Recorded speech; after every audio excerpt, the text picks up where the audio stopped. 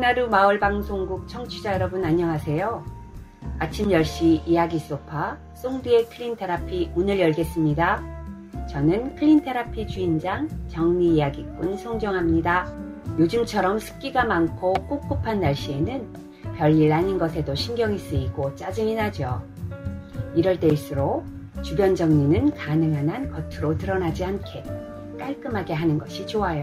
마치 호텔처럼요. 그걸 누가 모르냐고요? 맞습니다. 몰라서 못하나요? 알면서도 하지 못하니까 더 짜증스러운 거죠. 이런 마음 여러분도 이해하시죠?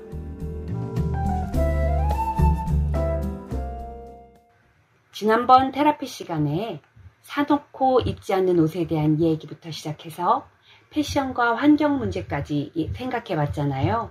아는 만큼 보이고 또 들린다고 그 이후로 여기저기서 의류 폐기물 재활용 또는 재활용에 대한 정보를 많이 들었어요.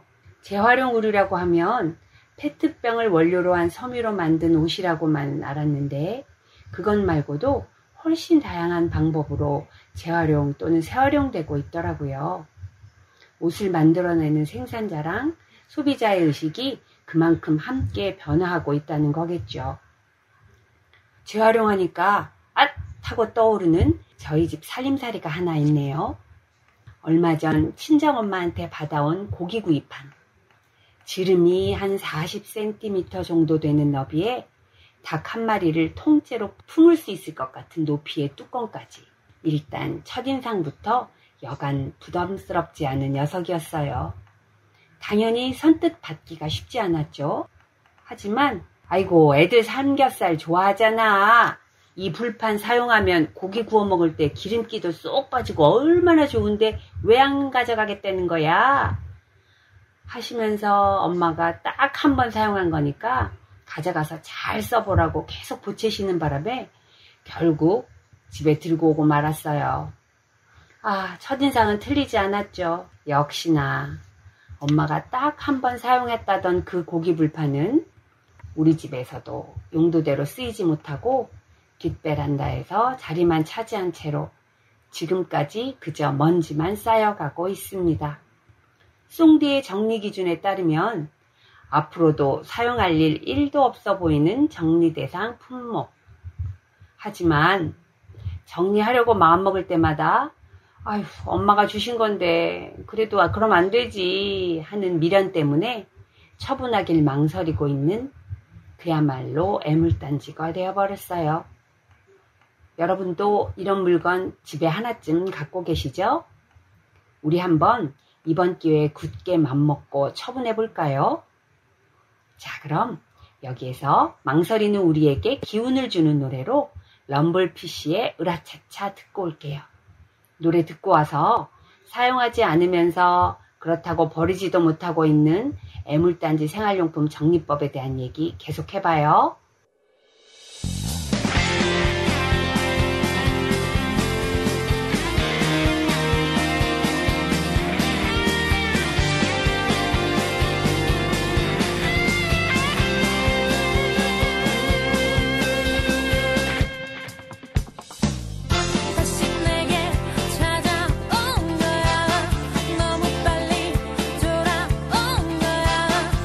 모습을 보여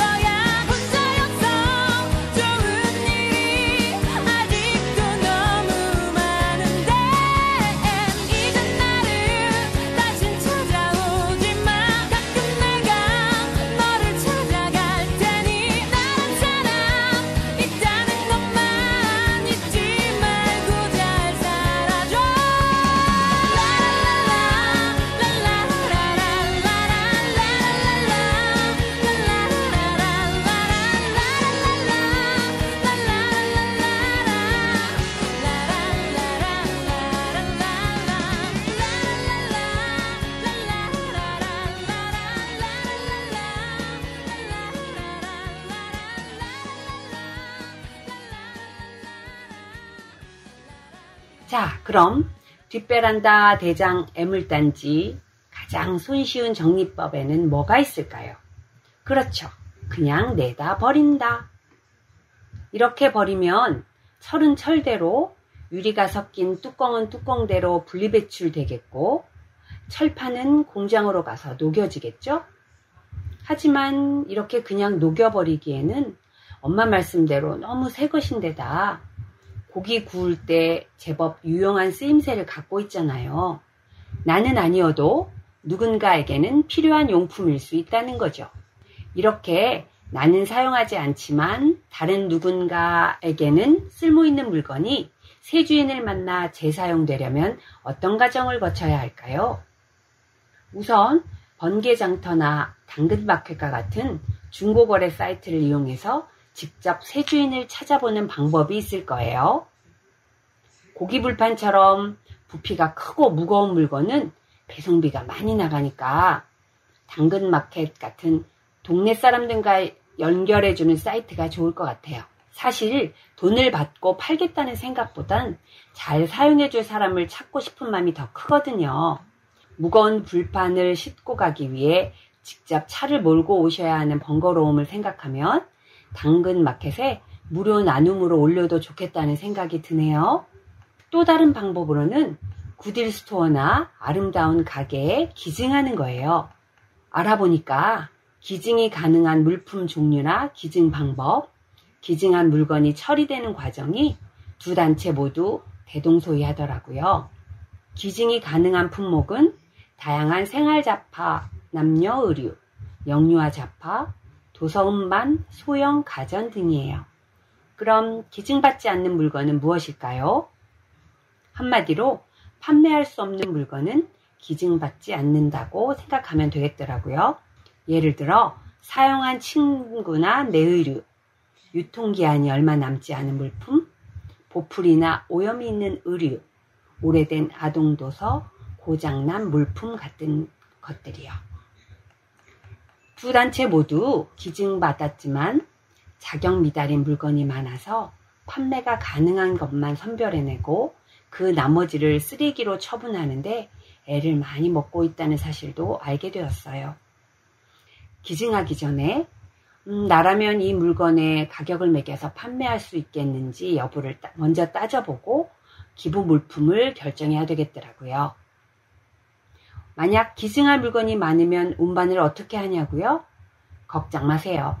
두 단체 모두 일정량 이상이나 부피가 큰 물품은 방문해서 수거해 간대요. 온라인으로도 방문 수거 신청을 할 수 있다는군요. 또 원하면 기증한 물건에 대한 기부 영수증을 발급해 주기 때문에 연말정산 시 세액공제를 받을 수도 있대요.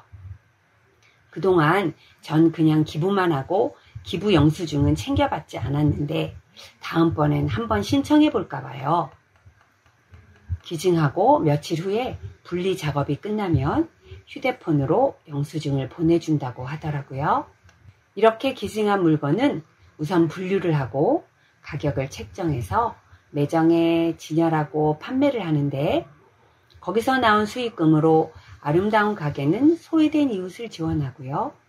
구딜스토어는 매장에서 일하는 근로장애인의 급여를 지급한대요. 물건을 버리지 않고 재사용하니 쓰레기를 만들지 않아서 좋고 어려운 이웃을 도울 수 있으니 더 좋은 일인 거죠. 그럼 이제 어떤 방법을 이용해서 고기불판을 처리할지 결정할 차례네요.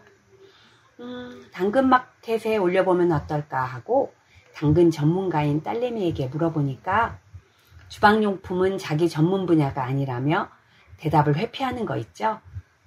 호호, 얼마에 올리면 팔리려나요?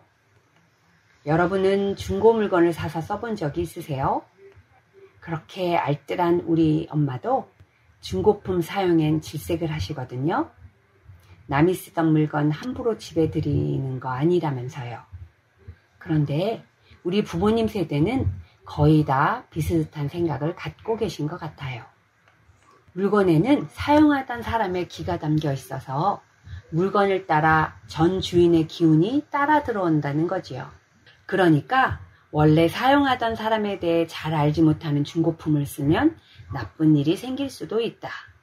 한마디로 재수없다는 거죠. 왜들 그러실까요? 이런 찝찝한 기분 날아가라고 아주 신명나는 노래로 골라봤어요. 거북이가 부릅니다. 빙고.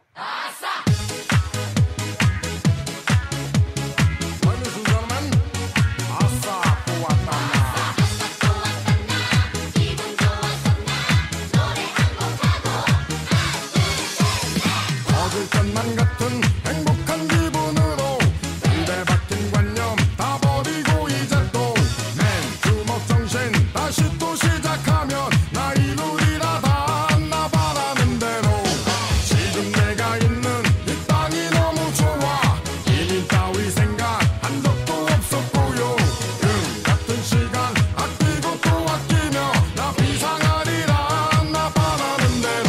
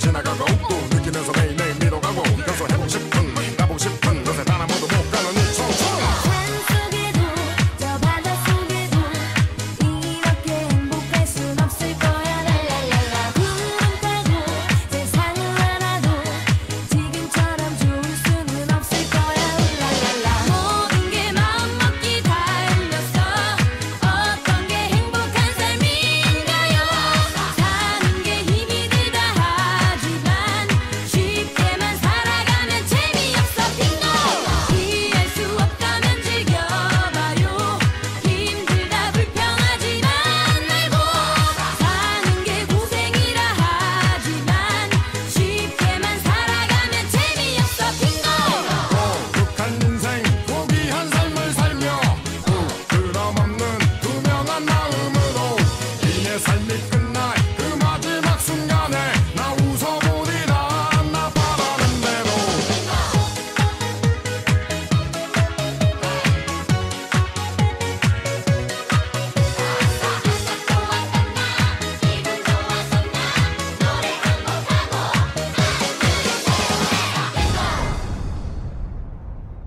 빙고 노래 가사에도 나오네요. 모든 게 마음먹기 달렸다고.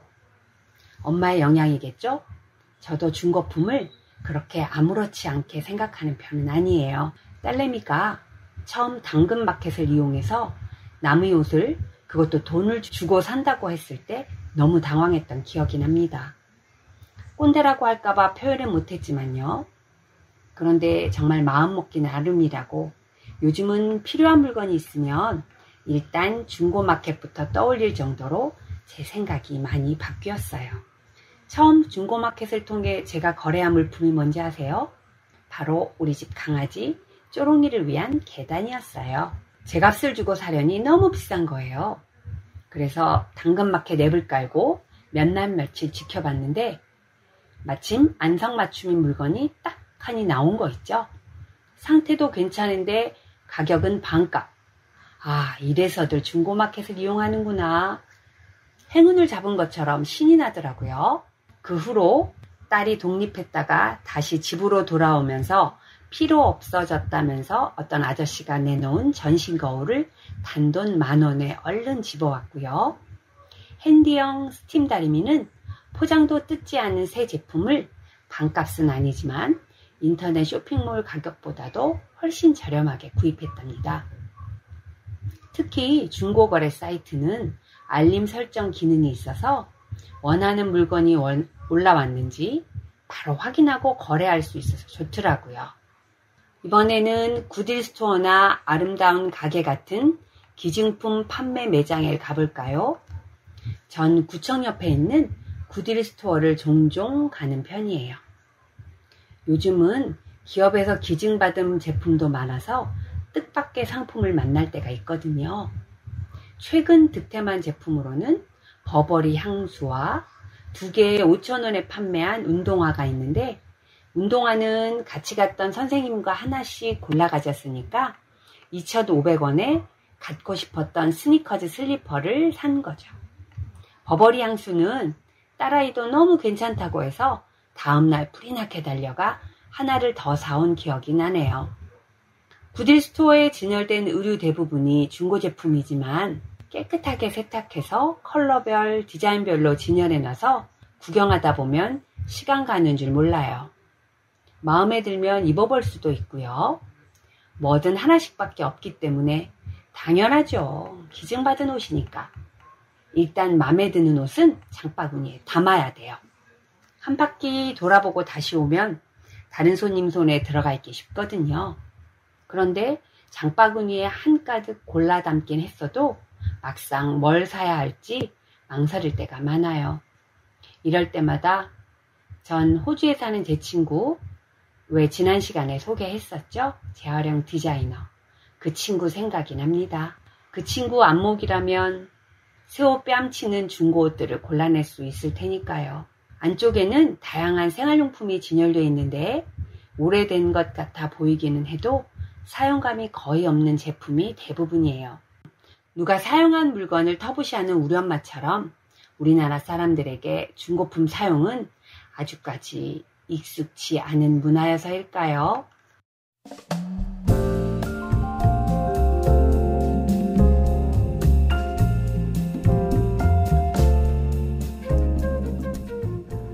핀란드, 스웨덴이 있는 북유럽에는 독특한 라이프 스타일이 있다죠.